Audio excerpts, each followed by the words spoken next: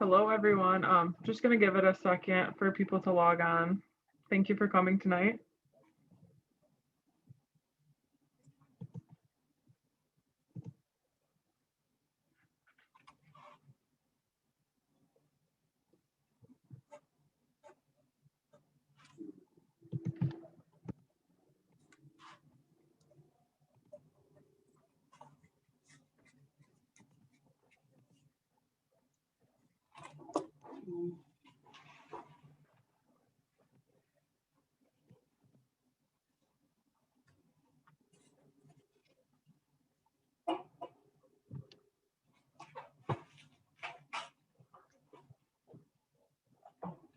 Thank you, Eric.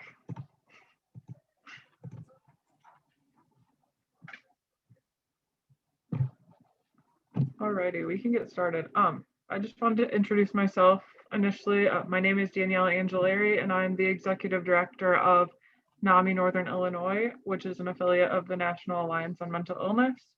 And throughout our organization, we're dedicated to improving lives of individuals and families living with mental illness through support, education, and advocacy. And we've been doing a lot of these community education events, which have gone over really well.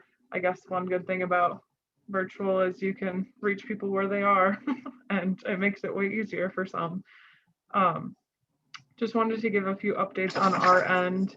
We continue to update our support group information. So if you'd like an updated list on what times, what locations, if they're virtual or not, I'd be happy to send one your way. If you'd like to provide your email address in the chat box for me. We provide support for individuals, teens, young adults, adults living with mental illness, and as well as family members that might find themselves in caregiving roles, just for the little extra support. Um, Other things that are going on for us, we do have our annual event coming up June 7th, our Mulligans for Mental Illness event. So if you guys like to golf, please let me know. My dog's making an appearance for a second. um, Other things, May is Mental Health Month, so I just wanted to keep that on everyone's radar. So we will be having some more educational events and a virtual mental health fair. So keep watching us for those. But tonight, I would like to introduce you to Therasa, who has spent many years in the field of domestic violence, created several programs. Now she is actually heading up the OSF St. Anthony's new Trauma Recovery Center, which I'm excited for her to share about that. She's also going to be going over some different types of trauma with you, symptoms of post-traumatic stress disorder, and then again, what the OSF St. Anthony Trauma Recovery Center is doing for our community. If you do have any questions, could you please type them in the Q&A box, and I would be happy to read them to Therasa. And then at the end, I do have a quick poll if you don't mind sticking around to answer like 5 questions for me. I'd really appreciate it. And I will turn it over to you. Thank you for coming, and thank you all for coming. Well, thank you very much. I'm so happy that Danielle is willing to have me on here and talk about the new program or the new center, the Trauma Recovery Center through OSF. I think it's really important for people to hear about this program probably more than others, just because OSF really in Rockford isn't known for really doing behavioral health, mental health services. So I think it's really important to show that there's a change, and I think they're starting to understand that you can't separate physical health and mental health. It really is an encompassing thing. It's a holistic look at a person. You can't. It's almost. I would tell my clients, it's like, well, which part of the skin do I, try to take off? That's the trauma, maybe, from the rest of me. Well, that's the same with physical health and mental health. So trauma recovery center, what do we mean by trauma? Things like that. Um, First of all, the Trauma Recovery Center here in Rockford is one of 34 trauma recovery centers in the United States. I believe in Illinois there are now 4, one in Peoria, one here, Chicago, Springfield, and Aurora. So yeah, I think 4 or 5. And it is, it's incredible because it actually, the first trauma recovery center was started in San Francisco over 15 years ago. And boy, they were smart. They realized that they've shown through outcomes that their program, their center, the way they provide services worked.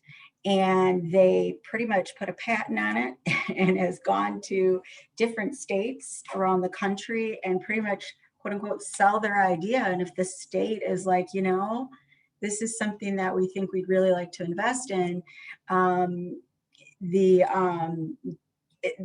say yes, they would be willing to do it. The legislators will try and get then the money through VOCA funds, so Violence Against Crime Act, also, which is funneled through the Violence Against Women's Act. To pay for the Trauma Recovery Center. So this is grant-based services, so it's free to those that are eligible for our services. And so it's pretty exciting to be a part of this network, and that they are continuing to add on to the different states that they're going to. They just opened up in one in Georgia. They've been trying for a while in Miami. It can be very difficult at times with funding and whatnot, but it's really amazing. The trauma recovery centers also work with the Alliance for Safety and Justice and really try to incorporate that as part of the services that we're doing. So a lot of advocacy, trying to change policies that are a problem for our clients. So inequities, biases, racist systems, anything that we can pass, and we can think of so many. We're there to try and help also advocate for what we think would help our clients in the long run. So advocating on all levels of society. And really, the other part of our program is to help heal. Not just individually, but the community. And I've said this many times, and I'll say it again, our main focus is really to remove, mountains, but as many barriers as we can, so that our clients can get the services that they need, but also then help the community heal. So how can we help the community as well? So our vision is really to help heal the wounds of violence and to embrace hope for a nonviolent, compassionate world. This is extremely important to us here. So what is trauma? Trauma is this emotional and physical response to a really terrible event that is harmful or life-threatening. And that's the way you are perceiving that. So domestic violence fits in there, assault, abuse and neglect, combat, gun violence, mass shootings, torture. Of course, we know about war, car accidents. I had one woman who, not in this program, but when I was doing therapy a while ago, she accidentally ran into a car because that car, there was no lights where they were at. It's sort of open, no lights. It's in the dark, like, when you're on like one of those trails in the middle of a forest somewhere. And there was actually an older man, I believe, that was backing up and coming backwards and into the lane, and she didn't see them, and she hit him and he died. And so for her, which I can't imagine, I mean, she was just beside herself. And so it created a lot of trauma. And that was, quote unquote, just a car accident. I mean, but to know that you killed someone, it bothered her so much, and she really couldn't drive anymore. She really had to work on the PTSD that happened from that. But also, what we don't mention in here is that yes, traumatic injury or an event or something that threatens us in some way, but it doesn't mean that you have to be the one who is directly experiencing it, that event. You can be a witness to the trauma. We can work with people who have witnessed violence of some sort or a trauma. So there can be an indirect exposure. So one of the things that we did, because we recently just opened our doors, quote unquote, to folks, probably late January, early February, actually. And so some of my staff have gone out to the community to let them know about our services. And one of them actually was to stop by shooters because of the mass shooting, because it happened right as we were trying to open this up. And we were like, oh, we wish we could like really talk to folks. Well, the owner was amazing and was like, thank you. And yes, he will let people know about it, because we also know that sometimes when something traumatic happens, our brain doesn't maybe register that as a problem. We think, oh, we're fine. We just keep going. And then it all of a sudden things just start to unravel, and it can be slow, it can be fast, but we may find ourselves going, oh my gosh, I don't know what's going on. I don't understand. And so we're hoping that if people are having issues with trauma, even just with that situation, that they do reach out to us. And as we keep going into the community and keep telling people, doctors, nurses, anybody, we will try and explain. They're also receptive and so appreciative that we're willing to help in any way we can. And so with agencies, we try to talk to people like Remedies or Rockford Sexual Assault Counseling, or any place. We want to be seen actually as an extension of their services, because we could actually go to people's homes, whereas maybe they can't, to do the therapy. Once COVID is over, we're doing a lot of, if that ever happened, who knows, but but right now we're doing a lot of telehealth, but that we could maybe go to their homes and do the therapy, whereas maybe other agencies can't. Maybe the agency has found that that they're stuck with a client. They're not able to get the client past maybe a certain issue when it comes to the PTSD. We might be able to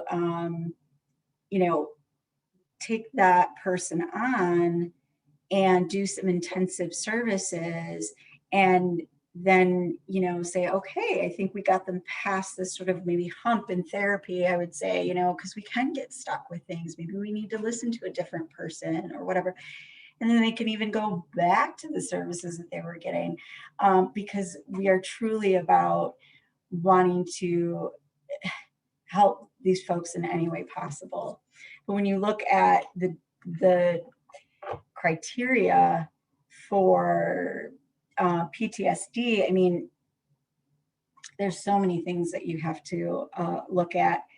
And over the years, I mean, they've really worked on the diagnosis of PTSD, but it really comes down to that you've been exposed to an actual or threatened death, serious injury, or sexual violence. I mean, and you're either directly experiencing it, you've witnessed it. I mean, I think about the families that lose their loved ones to shootings, and it could be in your neighborhood, and you can see these things happen. Those things can be extremely stressful. And also there is a part of having these things be repeated. So when you think of abuse, like child abuse and whatnot, or elder abuse, it can be extreme exposure, and it's over and over and over again. And then you have to have, and it says one or more of the following intrusive symptoms. You know, it's these reoccurring memories. Distressing dreams about these events, dissociative reactions. So it could be this, all of a sudden the flashback, you're in the middle of doing something triggers your mind, you have a flashback, and everything just stops because you're actually, that flashback, you're there. And we know this when it comes to you know, people who've served in, you know, in different wars and whatnot, and we've always talked about that. But this, they know now, it's not just folks who are in war that can have these dissociative reactions. Also, the prolonged psychological distress of this exposure, again, torture, being held captive. I mean, we think of those kinds of things, but domestic violence and sexual assault, you could be held captive as well in your own home. And so, and it could be for years, sometimes you can't get out. And we think that's just crazy these days, but we know it happens. And you also have to think of with this diagnosis, they want you to have a persistent avoidance of the stimuli. So if you avoid a certain area of Rockford because that's where the incident happened, if the incident happened at your work, and you can't go back to work, so thinking about robberies, I was just talking about that with someone. I had a client that came to me because they were robbed. You know, cell phone stores are robbed constantly, but my mom also worked in the banking industry. Growing up, she was always having to deal with robberies, and it was extremely frightening. And so traumatic events that can occur, I mean, you're avoiding whatever it is that's a trigger for you, because it's triggering this memory for you. And we don't think about this, but folks that have come out of prison, actually, let's say they don't want somebody standing behind them ever. They can't do it. They can't sit in a restaurant even and have somebody behind them. They have to sit by a wall. They can't stand in line. It's very, very hard for them, especially if they really saw some pretty bad things in prison. I had one guy that had witnessed a race riot in the prison that he was at, and watched people being stabbed and whatnot. And it was pretty rough for him. Avoidance of any external reminders, you know, people, places, things, conversations, activities, all those things. But then, you know, also negative sort of alteration in cognition. So the way we think, mood associated with this traumatic event. So this is the part where, you know, you may have the inability to remember things, but then you know, and it may be really important detail, but then later on, 6 months later, you're like, oh yeah, wow, this happened. when we have folks like in domestic violence situations who try to go to court, a lot of times they're seen as lying about their situation, but really trauma just doesn't, oh, this happened, this happened, this happened, and okay, no, we forget because we're in shock. Our brain is trying to survive, and so it's trying to shut down all those things to keep going. So we're not going to have all that information. Persistent or exaggerated, like negative beliefs, like I'm bad, no one can be trusted, everybody's dangerous, I can't leave my house because I'm going to be, I know I'm going to be shot and killed if I leave. Or I mean, you're just your whole nervous system is completely permanently ruined. You have persistent distorted cognitions about the cause or the consequences. Some people are like, they blame themselves, like, or generationally. I mean, we have generational violence. We have those stories that kind of come with us as we're growing up. The community violence comes with us as well. So you'll hear people say, oh, my family is cursed.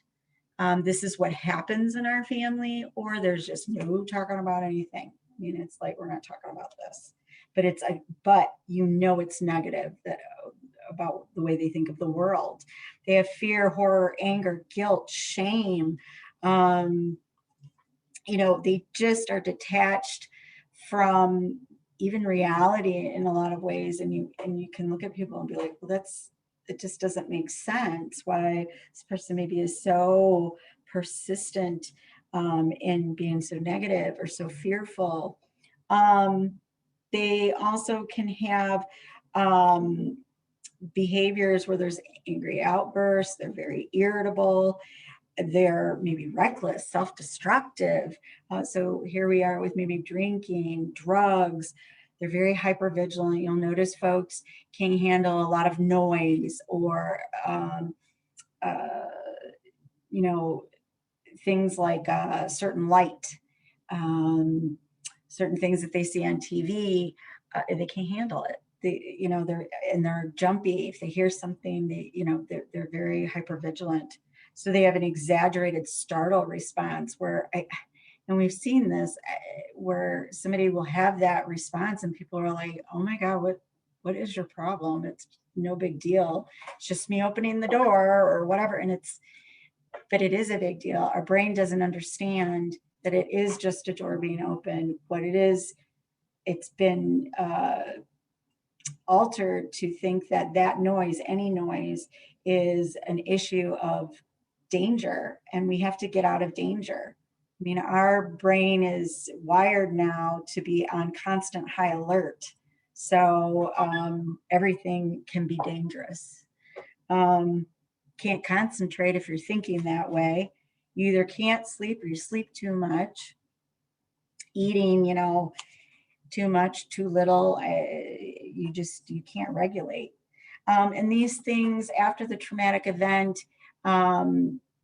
these things either started or are lasting at least a month after the event and going forth. So, I mean, it sounds like there's a lot to PTSD and to get that diagnosis, but technically speaking, with PTSD, this just all goes with it. It's just all part of it. And so what trauma recovery, what would we want to do? We want to try and guide clients towards healing, improving their feeling of safety and stability, empowerment, trying to have help them with like an overall better quality of life, and to return to, this pre-trauma functioning to the best of our ability. We want to utilize integrated approaches and, provide support, advocacy, that compassionate care, and with a team approach, not just, a therapist. we serve those that are 14 and older at this time who self-identify as a victim of a violent crime and have acute symptoms that I had just talked about. They're still, so the event might have happened 2 years ago, but they're still experiencing those symptoms. And they also can be witnesses. And once we get maybe a referral from someone or someone calls us, we really go through and make sure that they're eligible for our services. The other things that we look for is, are they currently seeing a therapist? And if they really are engaged with a therapist that is already working on some of these things, we wouldn't want to try and have 2 therapists. It's just too much for any one person. But we'd like it that they didn't have a therapist. We try to integrate a very assertive model for our clients. We will have an assertive outreach person. So we know that when people have experienced trauma, they have a hard time keeping up with life. So they may drop out of services. They may not start services once they say yes because it's scary. We have someone that will try and get a hold of them for at least 30 days. And again, once COVID is over, we really would actually try to stop by, and we really want to see what is holding them back.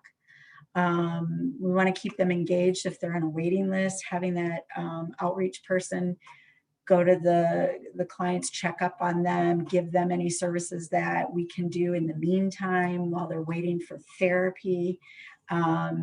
So we do clinical case management.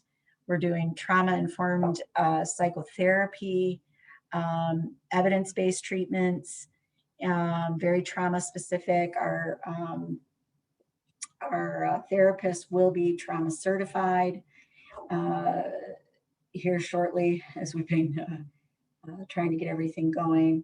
We will also have psychiatric medication management once we are able to have a nurse practitioner certified with OSF, and it would be a telehealth service. But what I'm trying to do even with that is making sure if it's telehealth that maybe our staff have to go to the home and even hold the computer for our clients so that they can still have a psychiatric appointment with someone and be able to get the medications that maybe right now they can't get because they can't get in to see the doctor or they're on a waiting list or whatever it is. But again, we're trying to remove all barriers. We have a very rigorous therapy in which the therapists are to meet with people for 16 weeks. If we feel that they need a little bit more, we can extend it up to about 32 weeks. But this is really to be an intensive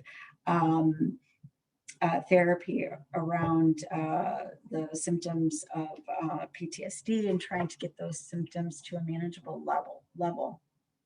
Excuse me. And so, Lord, I keep having, don't you hate when these things come up? Because I'm at work and I constantly get things. I apologize. So when you think about then trauma and that exposure to trauma, we're talking about what does the brain look like? We hear all the time about how the brain, like for children, for example, rewires itself because it's the development is interrupted by the trauma, and if it's repeated and it's depending on the nature of like how extreme this trauma is, your brain is rewiring for protection. And so you can look at what that can do to a person if they're constantly on high alert, that they didn't maybe hit some of their milestones that they should have hit as they were growing up. It really is going to be difficult to be able to manage life on, and I know in recovery they'll say life on life's terms. I mean, it's a difficult process. But what we also know about the brain is it's malleable. It can change again. I mean, think about folks that have had brain injury where maybe a part of their brain doesn't work anymore, and the other side of the brain tries to compensate for that.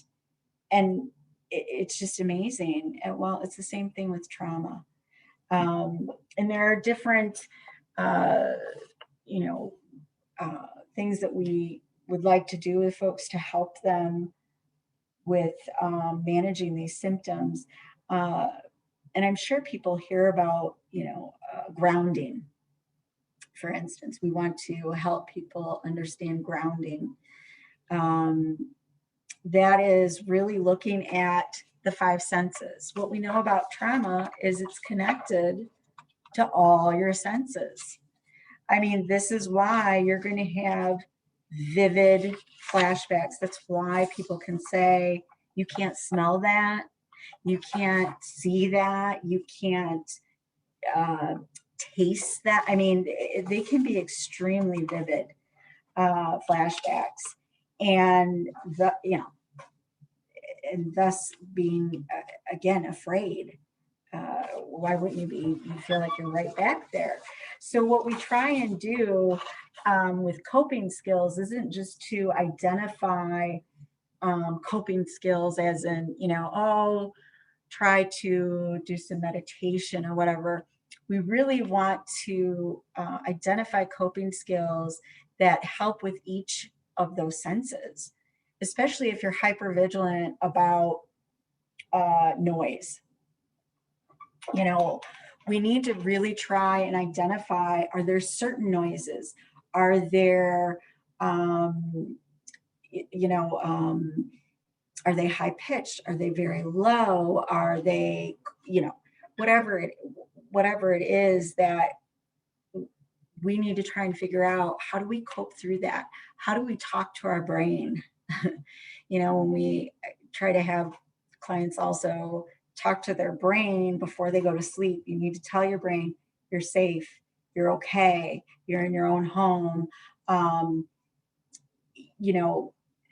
if they wake up in the middle of the night, the grounding piece then is to feel the wall, maybe to feel the sheets because it feels different, to open your eyes at least so that you can, like, they could put something on the wall that makes them feel happy, like family members or something, so that they have a target that they can look at that helps them know, oh wait, I'm here, I'm not there. And again, it's looking at the five different senses. Maybe it's certain music they can't stand anymore. Well, fine. When that happens, how do you, it's recognizing that that's a trigger, and then how can you deal with that trigger at that moment? How can you ground yourself, get you back down here instead of there?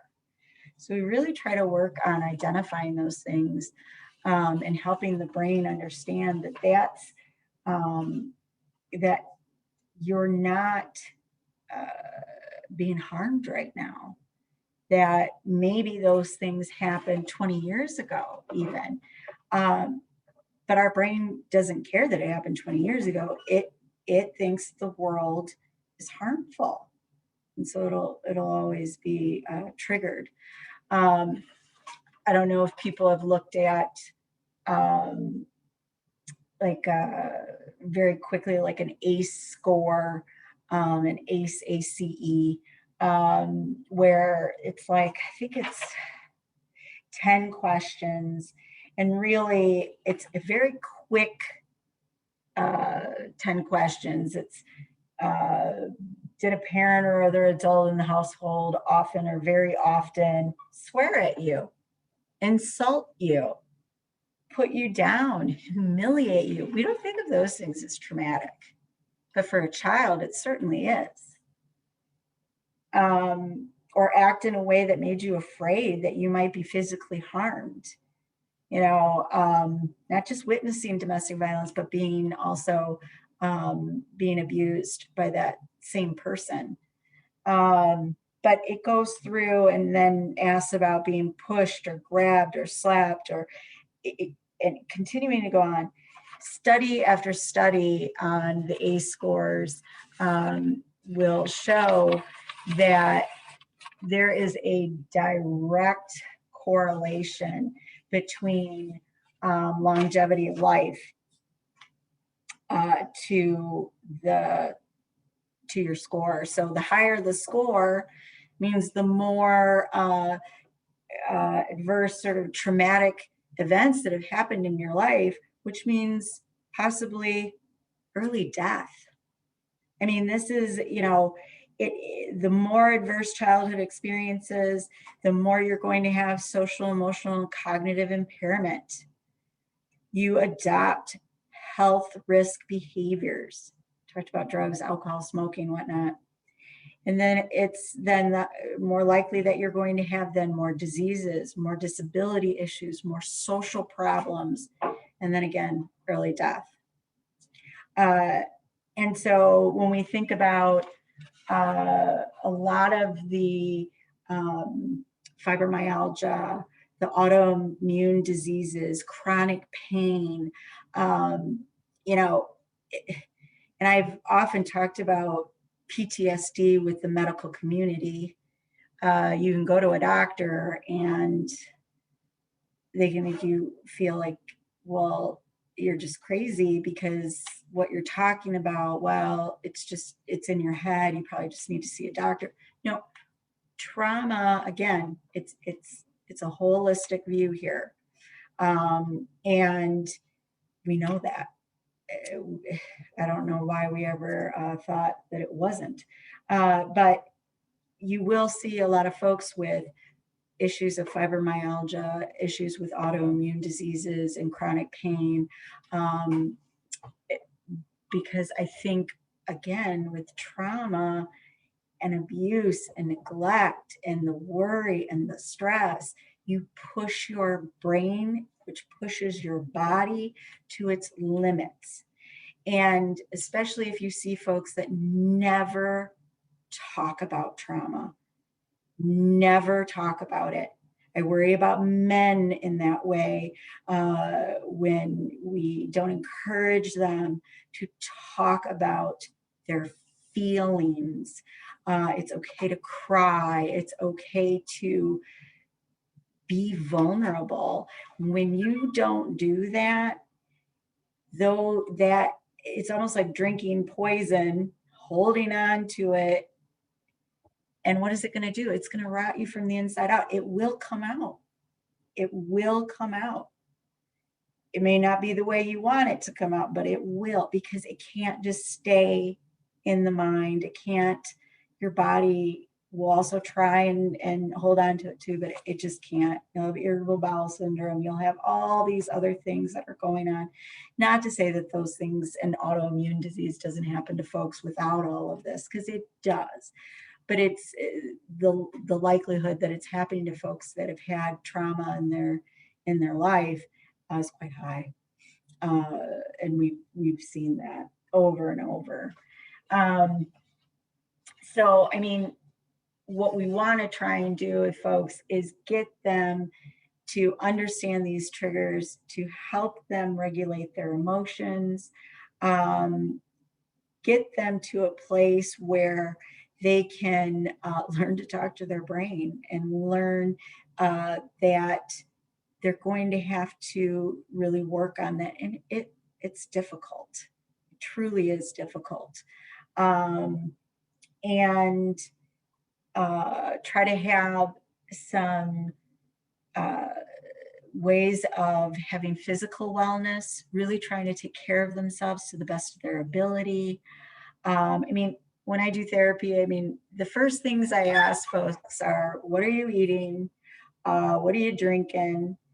Which I don't share with them what I drink because I know I'm not drinking enough water. Ugh, but they need to drink water. If they're prescribed any pills from their doctor, are they following those things? How about sleep? I mean, if you're not getting enough sleep, oh, I mean, you guys probably know this already. You're delusional because you're not getting enough sleep.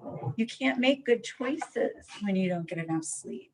And so we really try to work on the fundamental ways of existing, really, is how can we help you try to take care of yourself, but on the basic level. Because we can't do the basic level, anything else that we do isn't really gonna help because you can't get these basics down. Sort of like Maslow hierarchy of needs, right?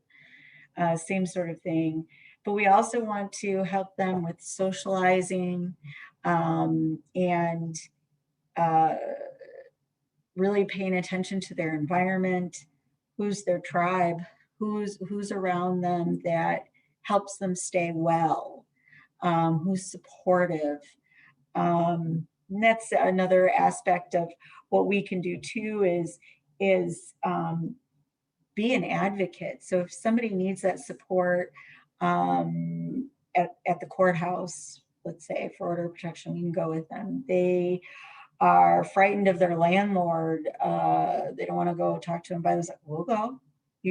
They're afraid to talk to their doctor. We'll go. We can go with them. We can support them uh, in those kinds of ways too. So I think that that's wonderful, and we can help talk them through it to also empower them so that they know what questions they would want to ask the doctor, the attorney, whomever they're needing to talk to or having, problems with that. Sometimes it's helping them in their home with understanding they need to declutter their homes. You'll see a lot of folks with trauma who might have some hoarding issues.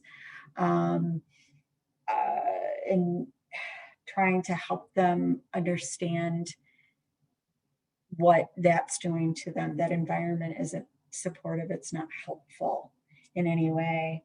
Financially, how can we help them get a job? How can we help them, you know, have a resume completed? So also, we would love to refer to other agencies to also help those folks get the services that they need. Again, it's how can we help and how can we move mountains for these folks?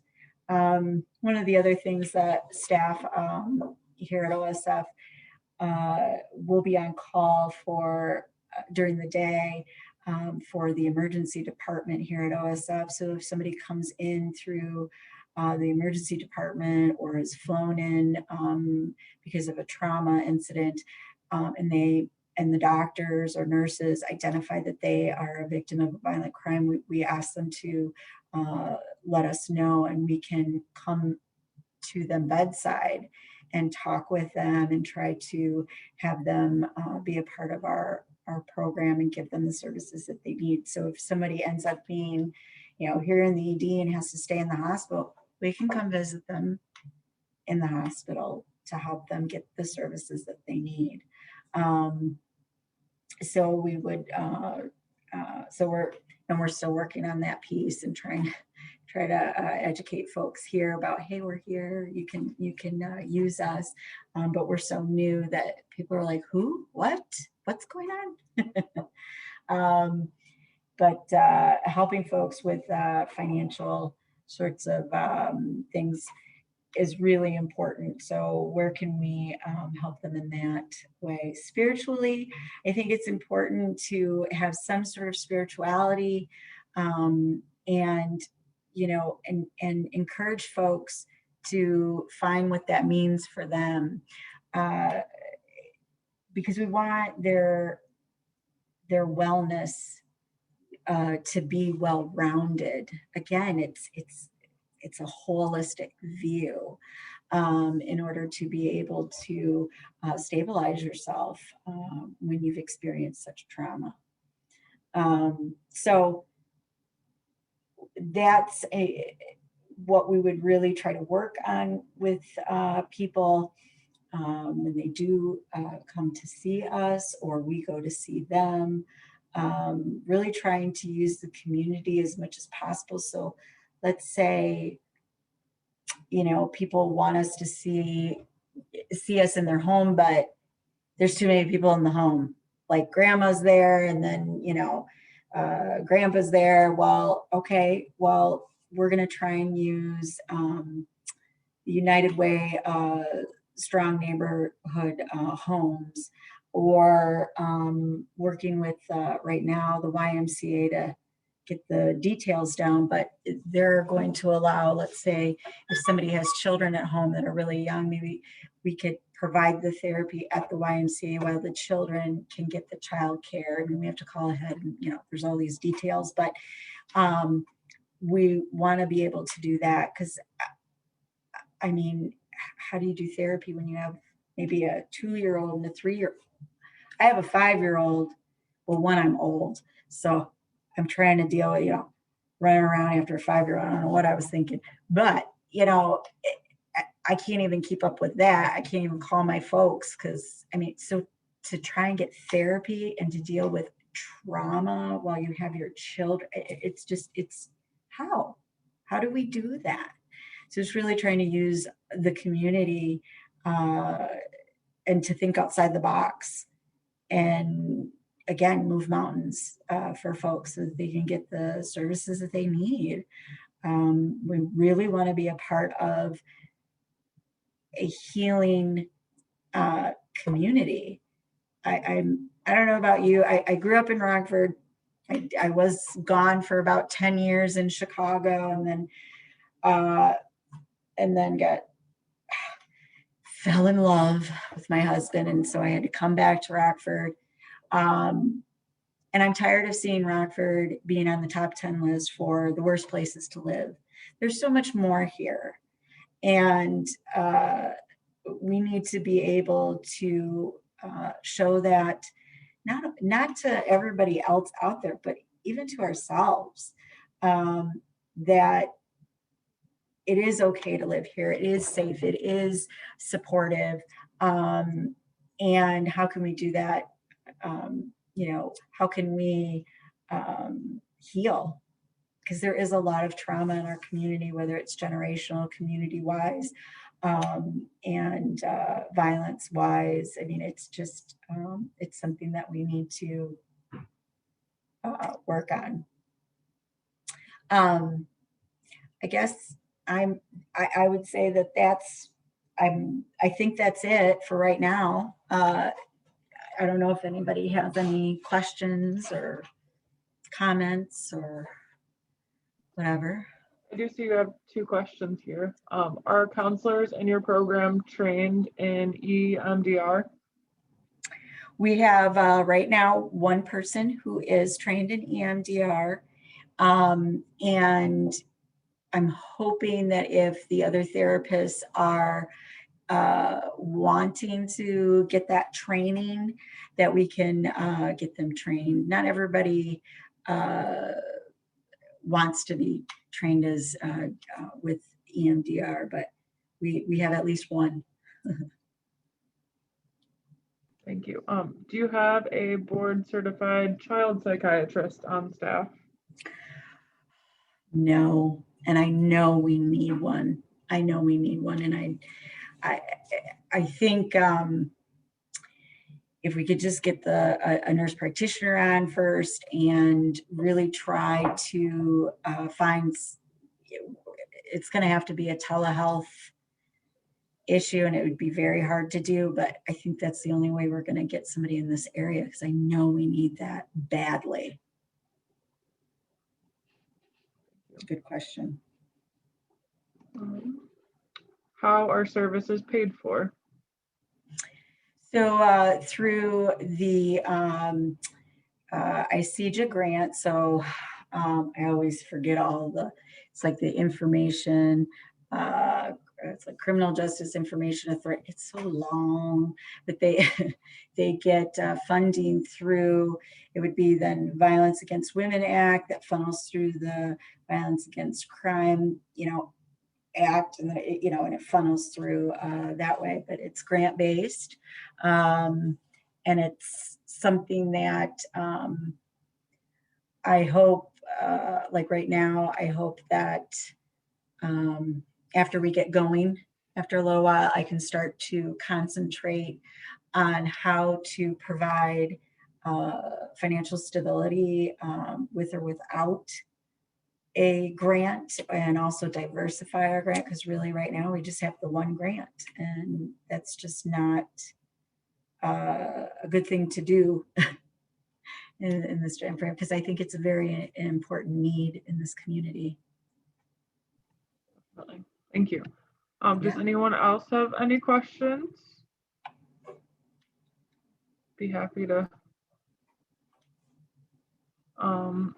Am I understanding all of this is only violence related? Yes, yeah, unfortunately, they have to self-identify as someone who is a victim of a violent crime. So not that they can't have PTSD from other things, like if you think about identity theft. I mean, my God, that can cause PTSD, but we don't consider that a violent crime for this grant. Do you think that maybe later on it could expand?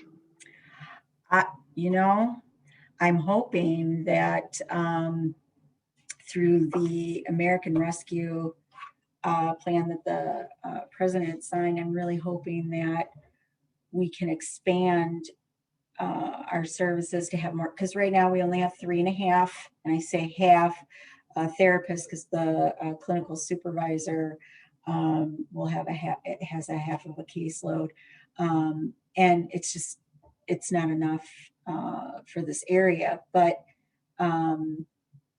I'd like to expand it so that it's not just about violent crime. It can be about the PTSD, but because we know with just COVID in general, how that has, I mean, if you didn't have mental health issues before, the likelihood of having mental health issues now because of COVID, if you had mental health, it made it worse possibly. So I do know that that's an issue, and would like to try to address that later on with other funding. Thank you. Could you speak more about group work? So we will start doing groups once we have identified a group need. One of the groups that we will provide is it's a Seeking Safety group, which is really a group for those who struggle with addiction, but also the trauma piece. This in no way is to be a replacement for maybe what Rosecrans is doing, or like if they had very intensive outpatient. This is to be a support system for them and look at the trauma piece and how that's affecting the substance abuse piece. And it's called Seeking Safety. And also, what I think we would do is, if we're finding folks that need grief work, we're going to work on that. If we find folks that need like a domestic violence support group, we will do that. I want to be able to shape things for folks that they need. So we will be offering groups in the evenings when we have a chance to do that. Thank you. Yeah, because when did you guys open your doors? Officially, like the end of January, beginning of February. So we're 2 months into it, and we have 20 clients though in 2 months. I'm pretty proud of that. Good. So just to clarify for some people, could you briefly go over again who's eligible for services? Oh, Because I have some absolutely. questions about teens and 5-year-olds I being. know, yeah. So they need to be a resident of the Winnebago County. They have to be 14 years or older. They must be someone who self-identifies as a victim or a witness of a violent crime. And they're currently experiencing acute post-traumatic stress symptoms. And they currently aren't receiving mental health counseling services. And I put that sort of like, however, like I know some people are getting maybe once a month therapy from another agency. That's not the same as, and I wouldn't have them stop that service to get into our service. I mean, it's really just about making sure that we're not duplicating the work that we would be doing with that person. And that's it. Those are the eligibility requirements. All right. I just want to make sure that answers everyone's questions over Yeah. in the chat box. Oh, okay. Yeah. I also have a question. How are services billed? Is that through the grant as well? Yeah, so the services are free for the clients, and we track our services for the grant. And do you treat co-occurring disorders? Oh, yeah. I mean, if they're actively using, obviously we're going to want somebody to get the help that they need. But yes, I mean, we will, that isn't something that we would say no to. Okay, I think I read them. Any more questions?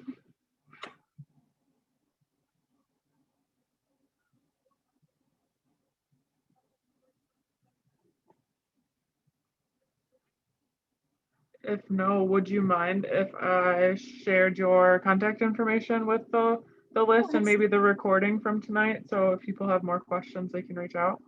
Oh, absolutely. And please, they can actually call our main number, which is 815-227-2688.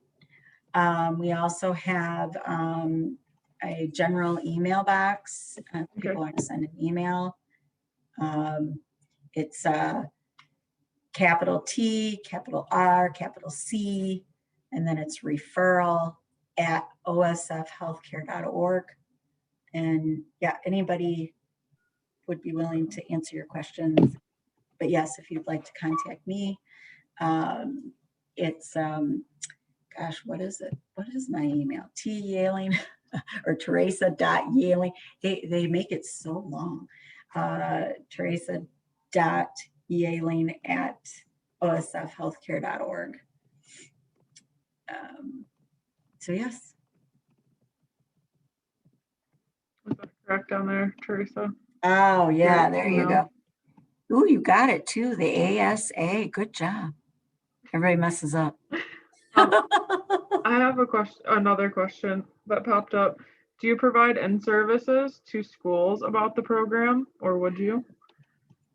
We would be happy to. I have been talking with Rockford Public School System and need to reach back out to them so they can get to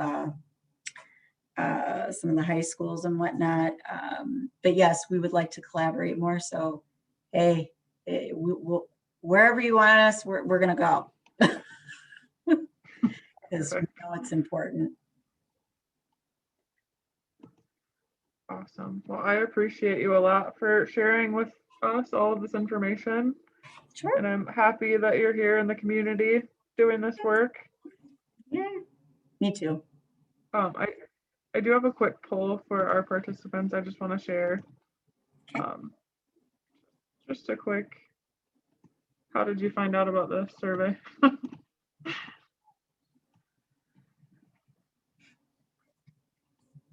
Otherwise, if there's no questions and after you're done with the poll, I hope you all have a wonderful evening. And Theresa, again, I appreciate you. Yeah. Oh, this was great. Anytime. No problem. Perfect. I'll hold you to it. Oh, no. Do I need to fill this out too? You can. Oh, I was going to say. Does it give you the option? I don't think it does. Nope. All right.